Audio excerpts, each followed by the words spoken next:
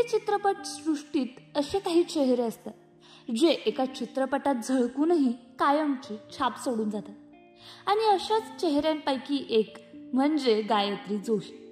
स्वदेश आशुतोष गोवारीकर दिग्दर्शित एक सादगीपूर्ण पण काळजाला भिडणारा चित्रपट. शाहरुख खान सारख्या सुपरस्टार सोबत या चित्रपटात झळकली होती एक नवीन चेहरा अर्थात गायत्री जोशी. पण काय तुम्हाला माहितीये का, हा तिचा पहिलाच चित्रपट होता. आणि हो, पहिलाच चित्रपट, पण अभिनय असा की प्रेक्षक क्षणभरासाठी विसरलेच की ती नवोदित आहे.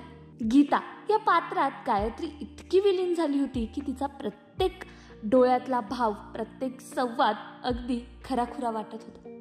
पण स्वदेश नंतर काय, असा अभिनय करणारी इतकी सुंदर आणि सशक्त अभिनेत्री अचानक गायब कशी झाली? अजून एका हिट चित्रपटाची वाट न पाहता तिने अभिनय कसा काय सोडला?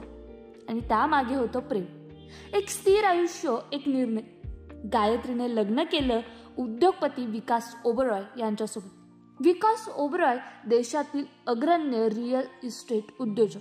आज त्यांची संपत्ती तब्बल 45 कोटीपर्यंत पोहोचली आहे. काही जण म्हणतील ती अजूनही अभिनयात असती तर मोठी स्टार बनली असती.